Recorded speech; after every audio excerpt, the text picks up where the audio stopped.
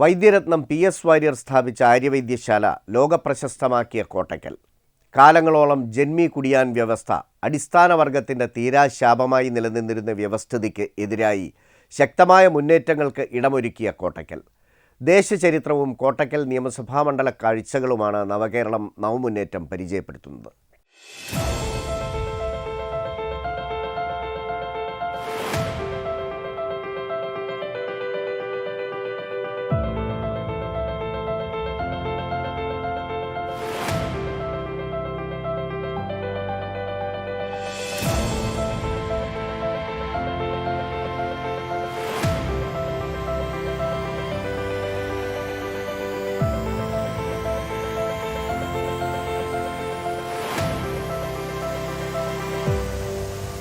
കോട്ടയ്ക്കൽ പൂരം, കോട്ടയ്ക്കൽ ആര്യവൈദ്യശാല, ഗൃഹസാമഗ്രികളുടെ വ്യവസായം.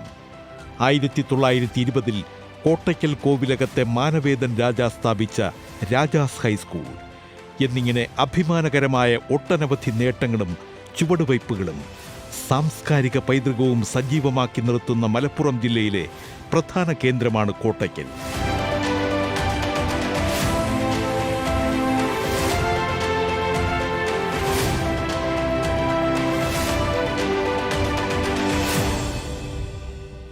മലപ്പുറം ജില്ലയിലെ തിരൂർ താലൂക്കിലെ കോട്ടയ്ക്കൽ, വളാഞ്ചേരി എന്നീ നഗരസഭകളും എടയൂർ, ഇരിമ്പിളിയം, കുറ്റിപ്പുറം, മാറാക്കര, പൊന്മള എന്നീ ഗ്രാമപഞ്ചായത്തുകളും ഉൾപ്പെടുന്നതാണ് കോട്ടയ്ക്കൽ നിയമസഭാ മണ്ഡലം. കോട്ടയ്ക്കൽ മണ്ഡലത്തിൻ്റെ ഒരു പ്രത്യേകത എന്ന് പറയുന്നത്, ഈ കഴിഞ്ഞ LDF ഗവൺമെൻറ് തൊട്ടാണ് ഈ മണ്ഡലത്തിൽ ഗവൺമെൻറ് നേരിട്ട് നടത്തേണ്ട വികസന പ്രവർത്തനങ്ങളുടെ ഒരു തുടർച്ചയും അതിൻ്റെ ഒരു കുതിപ്പും ഉണ്ടായത്. അതുവരെ MLA മാർ തിരിഞ്ഞു നോക്കാതെ, ഇതിപ്പോൾ ഈ കഴിഞ്ഞ ടേം മുതൽ 2016 മുതൽ എന്താണെന്ന് വെച്ചാൽ MLA മാർ ശ്രദ്ധിച്ചില്ലെങ്കിൽ പോലും ഇടതുപക്ഷ ജനാധിപത്യ മുന്നണി ഗവൺമെൻറ് അതിലെടുത്തിട്ടുള്ള ഒരു സമീപനം 140 മണ്ഡലങ്ങളെയും കേരളം ഒരു യൂണിറ്റ് എന്നുള്ള നിലയിൽ കണക്കാക്കി അത് LDF MLA ആയി UDF ആയി ഏതൊന്നും നോക്കാതെ 140 മണ്ഡലങ്ങളിലും വികസനം എത്തിക്കുക എന്നുള്ള സമീപനമാണ് ഉണ്ടായത്. അതിൻ്റെ ഭാഗമായിട്ടാണ് ഇപ്പോൾ ഇവിടെ Kottakkal Rajas higher secondary school, Kuttippuram government higher secondary school, Irimbiliyam government higher secondary school, അങ്ങനെ ഈ മണ്ഡലത്തിലുള്ള എല്ലാ ഗവൺമെൻറ് ഹയർ സെക്കൻഡറി സ്കൂളുകൾക്കും 5 കോടി രൂപ വീതം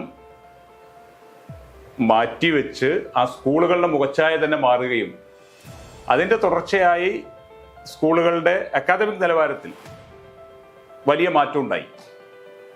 അതൊരു പുതിയ അനുഭവമാണ് ഇവിടെ. അതൊക്കെ കിഫ്ബി ഫണ്ടിൽ നിന്ന് വന്ന വ്യത്യാസങ്ങളാണ്, അതിൻ്റെ ഭാഗമായി വന്ന മാറ്റങ്ങളാണ്.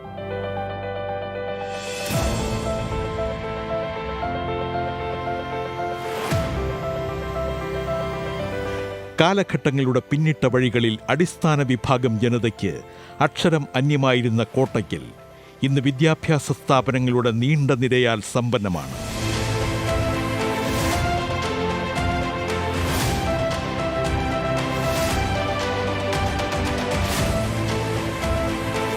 Kottakkal government upper primary school,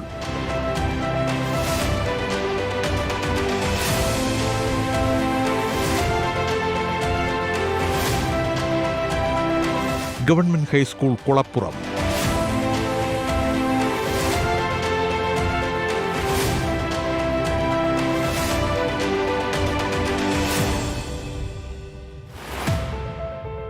GM UP school Kottakkal,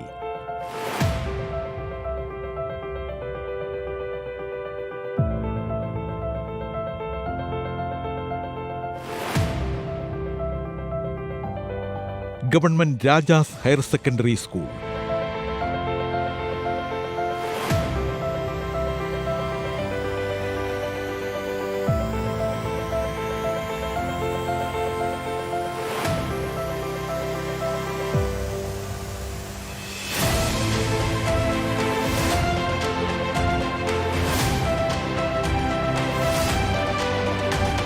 government higher secondary school, Perasannur, Kuttippuram എന്നീ വിദ്യാലയങ്ങൾ സർവസജ്ജമായി വിദ്യാർത്ഥി സൗഹൃദ പഠന കേന്ദ്രങ്ങളായി നിലകൊള്ളുന്നത് മണ്ഡലത്തിലെ വികസന പട്ടികയിൽ വിദ്യാഭ്യാസ മേഖല മുൻനിരയിൽ സ്ഥാനം പിടിച്ചതിന്റെ തെളിവാണ്.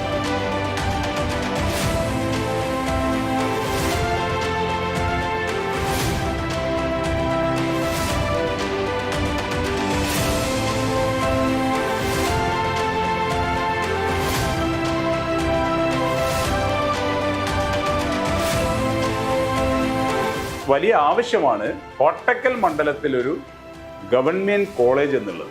അതും കുറേ കാലമായി ചർച്ച ചെയ്യപ്പെടുന്നതാണ്.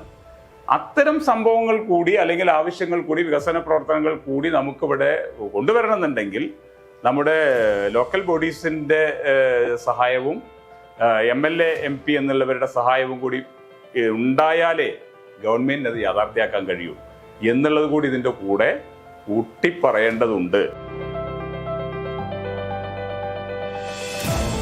ജനവാസ മേഖല എന്നതിനു പുറമെ പൊതുകേന്ദ്രങ്ങളും നിരത്തുകളും രാപ്പകൽ സജീവമായി നിലനിർത്തുന്ന കോട്ടയ്ക്കൽ പ്രദേശത്തെ ഗതാഗത സൗകര്യങ്ങൾ വളരെയേറെ മെച്ചപ്പെട്ടവയാണ്.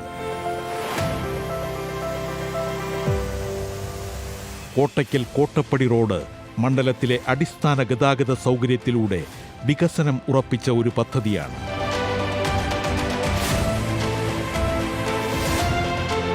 കോട്ടക്കൽ മണ്ഡലത്തിൽ കുറ്റിപ്പുറത്തുള്ള കമ്മ്യൂണിറ്റി ഹെൽത്ത് സെൻ്റർ അതിനെ താലൂക്ക് ആശുപത്രിയായി ഗ്രേഡ് ഉയർത്തി ഒരു താലൂക്ക് ആശുപത്രി എന്നുള്ള നിലവാരത്തിലേക്ക് ഉയർന്നതിൻ്റെ ഭാഗമായി അപ്പോൾ സ്വാഭാവികമായും പുതിയ ഡിപ്പാർട്ട്മെൻറ്റുകൾ അതനുസരിച്ചുള്ള ഡോക്ടർമാർ എല്ലാം കൊണ്ടുവരുന്ന രീതിയിലേക്ക് ഈ ഗവൺമെൻറ് ഒരു ഇടപെടൽ നടത്തി.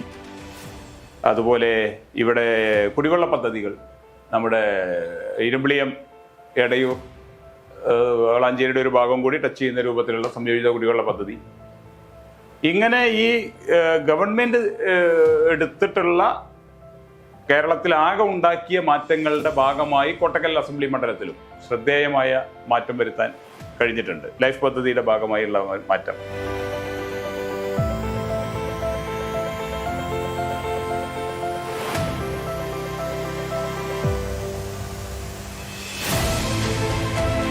കുറ്റിപ്പുറം സബ് രജിസ്ട്രാർ ഓഫീസ് സാധ്യമാക്കിയ സംസ്ഥാന സർക്കാരിന്റെ കർമ്മ പദ്ധതി കോട്ടയ്ക്കൽ ജനത ഹൃദയപൂർവ്വം സ്വീകരിക്കുകയും ഗുണഭോക്താക്കൾ വാനോളം പുകഴ്ത്തുകയും ചെയ്യുന്ന ചുവടുവയ്പായിരുന്നു.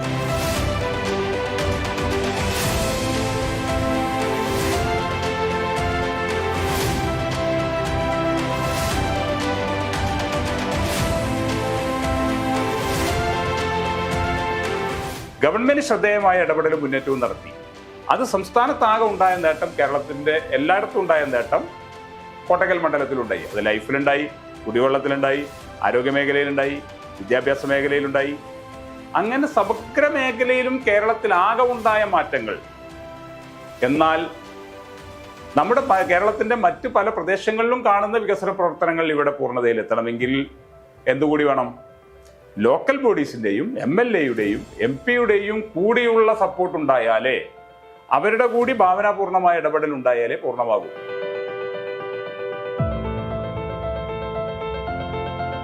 കേരള ചരിത്രത്തിലെ സുപ്രധാന ഏടുകൾ കോട്ടയ്ക്കൽ എന്ന നാമം ആവർത്തിക്കുന്നത് ഈ പ്രദേശം അത്രമേൽ സംഭവവികാസങ്ങൾക്ക് സാക്ഷ്യം വഹിച്ചതിന്റെ തെളിവാണ്.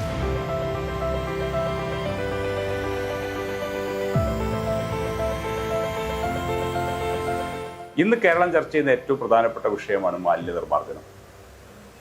ഈ മണ്ഡലത്തിൽ ഇപ്പോൾ ഭാരതപ്പുഴയോട് തൊട്ട് ചേർന്ന് കിടക്കുന്ന പ്രദേശമാണ്. നിങ്ങൾക്ക് പോയാൽ കാണാൻ കഴിയും.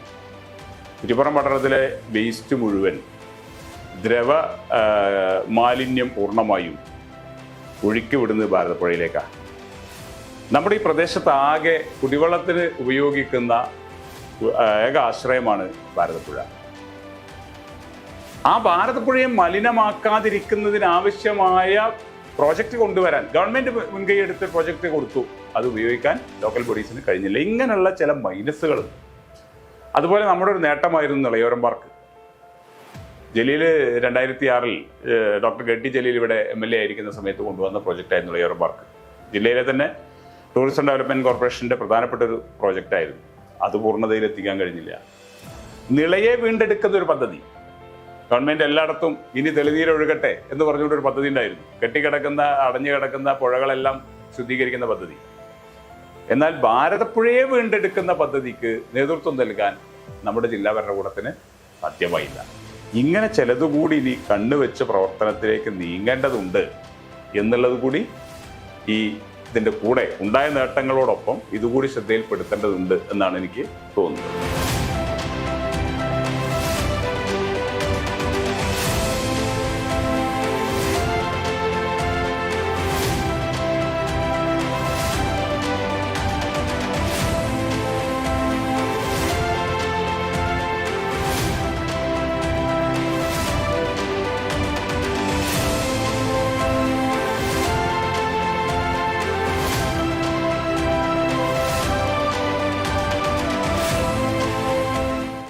നവകേരളം നവമുന്നേറ്റ പരമ്പരയിലെ ഒഴിച്ചുകൂടാനാകാത്ത ഒരു കണ്ണിയാണ് കോട്ടക്കൽ നിയമസഭാ മണ്ഡലം.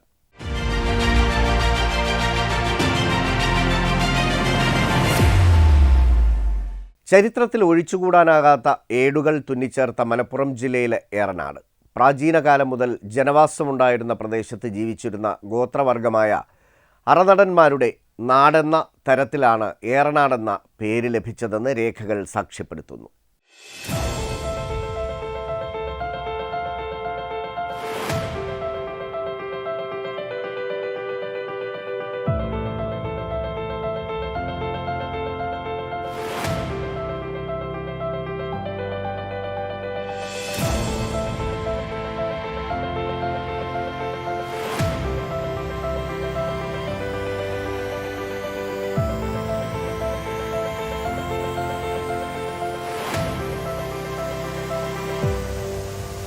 ചാലിയാറും കടലുണ്ടിപ്പുഴയും സമൃദ്ധമായി ഒഴുകുന്ന പ്രദേശം കൂടിയാണ് ഏറനാട്.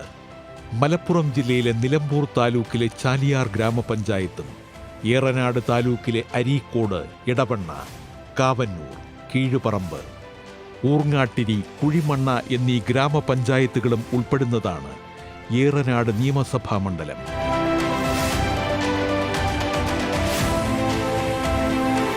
തീർത്തും ഈ ഏറനാട് മണ്ഡലം, ഞങ്ങളടക്കം ഉൾക്കൊള്ളുന്ന ഏറനാട് മണ്ഡലത്തിൻ്റെ വികസനപരമായ കാര്യങ്ങളടക്കം എടുത്ത് പരിശോധിക്കുമ്പോൾ ഏറ്റവും വലിയ പുരോഗതിയാണ് ഈ കഴിഞ്ഞ 8-9 വർഷക്കാലമായിട്ട് ഉണ്ടാക്കിയെടുക്കാൻ വേണ്ടി കഴിഞ്ഞത് എന്ന് അഭിമാനപൂർവ്വം എനിക്ക് പറയാൻ വേണ്ടി കഴിയും.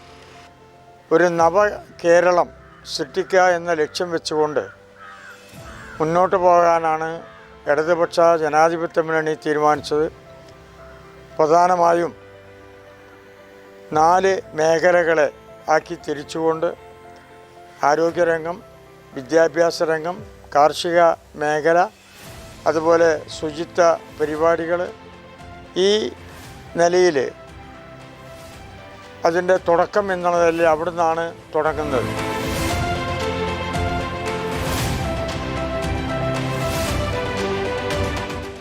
വാണിജ്യ, സാംസ്കാരിക, വിദ്യാഭ്യാസ, ആരോഗ്യ, കലാകായിക രംഗങ്ങളിൽ മണ്ഡലം ഉയർന്ന നിലവാരം പുലർത്തി വരുന്നു.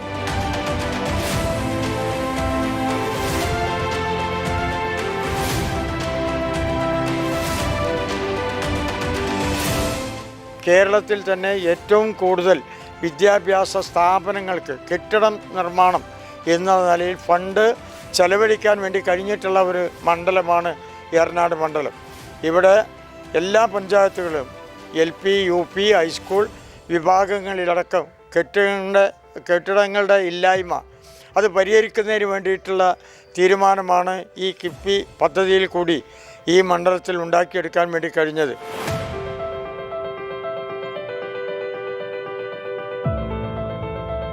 Eranad government higher secondary school, Kuzhimanna school,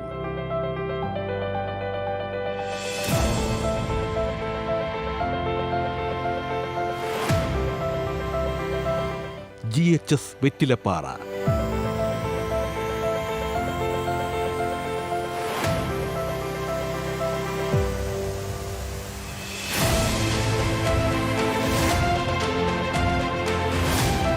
GHSS Kavannur,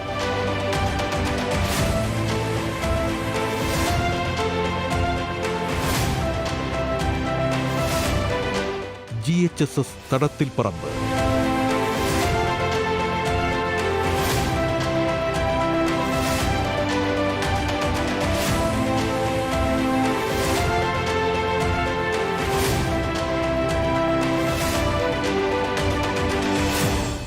GLPS Kizhisseri.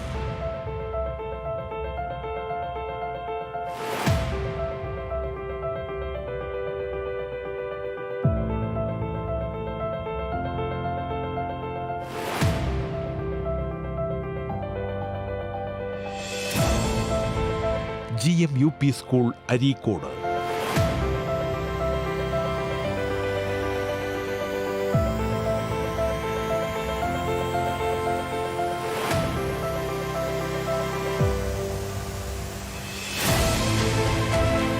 GUPS Chengara.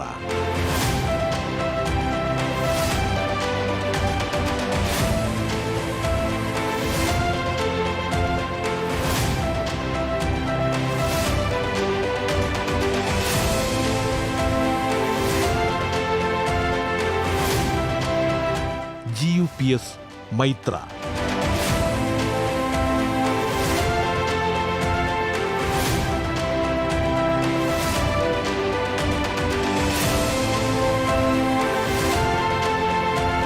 GUPS Moorkkanad.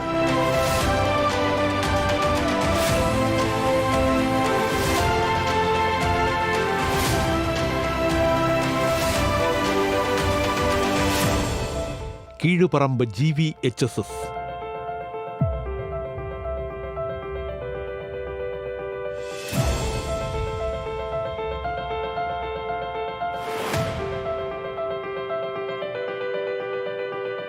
Seethi Haji memorial government vocational higher secondary school Edavanna.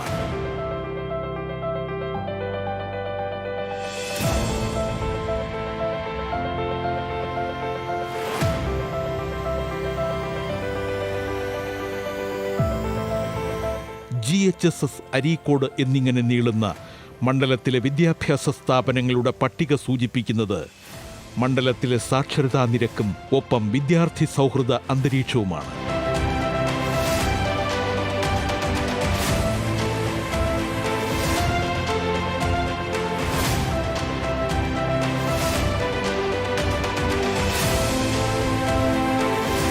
Seethi Haji memorial technical ഹൈസ്കൂളിന് കെട്ടിടമുണ്ടാക്കി കൊടുത്തുകൊണ്ട് അവിടുന്ന് തുടങ്ങി. അതുപോലെ തന്നെ ആ മണ്ഡലത്തിൽ തന്നെ പെട്ടിട്ടുള്ള തൂവക്കാട് ഹൈസ്കൂളിന് കെട്ടിടമുണ്ടാക്കി. അതുപോലെ കാവനൂർ ഇളയൂർ ഹൈസ്കൂളിന് കെട്ടിടമുണ്ടാക്കി.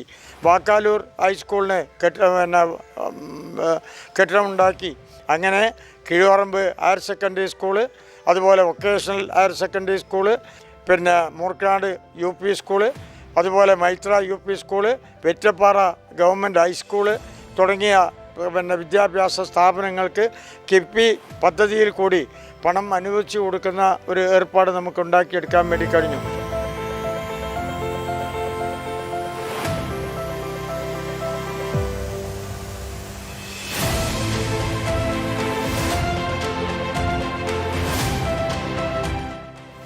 ഈ മണ്ഡലത്തിൽ തന്നെ ഏറ്റവും പ്രധാനപ്പെട്ട അത് കൊഴിമണ്ണ പ്രാഥമിക ആരോഗ്യ കേന്ദ്രം എന്ന നിലയ്ക്ക് ജില്ലയിൽ തന്നെ എണ്ണപ്പെട്ട പ്രവർത്തനങ്ങൾക്ക് നേതൃത്വം നൽകുന്ന ഒരു ആരോഗ്യ കേന്ദ്രമായിട്ട് അതിനെ മാറ്റിയെടുക്കാൻ വേണ്ടി കഴിഞ്ഞു. അതുപോലെ ഊർങ്ങാട്ടിയിൽ പോർത്തിക്കൽ പ്രവർത്തിക്കുന്ന പ്രാഥമിക ആരോഗ്യ കേന്ദ്രം അതിനടക്കം കെട്ടിടം ഉണ്ടാക്കിയെടുത്തുകൊണ്ട് ഏറ്റവും വലിയ സൗകര്യപ്രദമായ നിലയിൽ പ്രാഥമിക ആരോഗ്യ കേന്ദ്രം പ്രവർത്തിക്കാനും തുടർന്ന് അതിനെ ഫാമിലി ഹെൽത്ത് സെൻ്ററായിട്ട് മാറ്റിയെടുക്കാനും വേണ്ടി കഴിഞ്ഞു. അതുപോലെ തന്നെ അരീക്കോട് താലൂക്ക് ആശുപത്രി ഗവൺമെൻറ്റിൻ്റെ നിർലോഭമായ സഹായത്തിൻ്റെ ഭാഗമായിക്കൊണ്ടാണ് അതിൻ്റെ ഭൗതിക സൗകര്യങ്ങൾ വർദ്ധിപ്പിക്കുന്നതിന് വേണ്ടിയിട്ടാണ് 25 കോടി രൂപ അനുവദിച്ചു.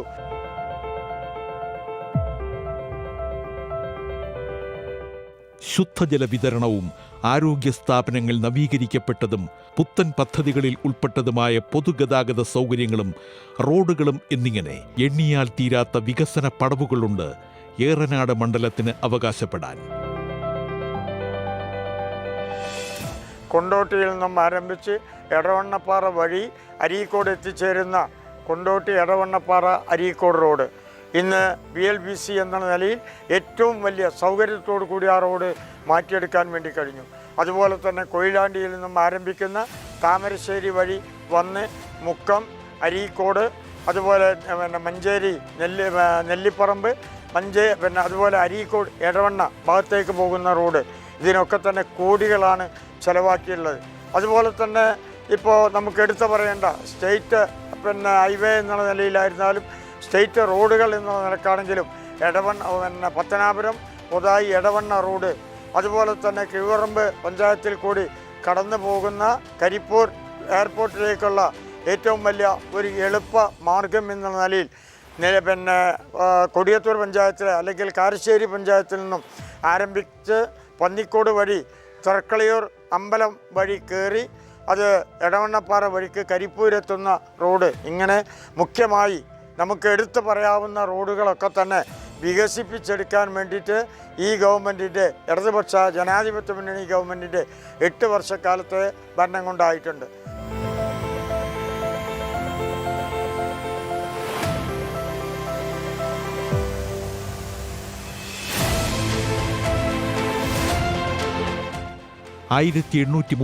മുതൽ ബ്രിട്ടീഷുകാർക്കെതിരെയും ജന്മിമാർക്കെതിരെയും നടന്ന മുഴുവൻ മാപ്പിള സമരങ്ങളുടെയും കേന്ദ്രം ഏറനാടായിരുന്നു എന്ന് ചരിത്രം രേഖപ്പെടുത്തുന്നു.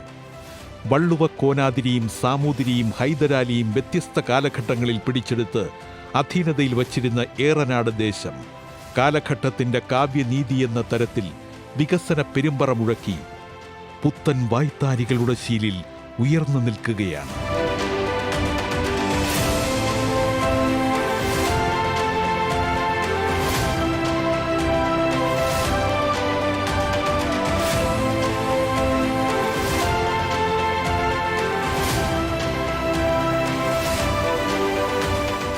നവകേരളം നവമുന്നേറ്റത്തിൻ്റെ പുതിയ താളിൽ ഇനി ഏറനാട് നിയമസഭാ മണ്ഡലം പരിചയം.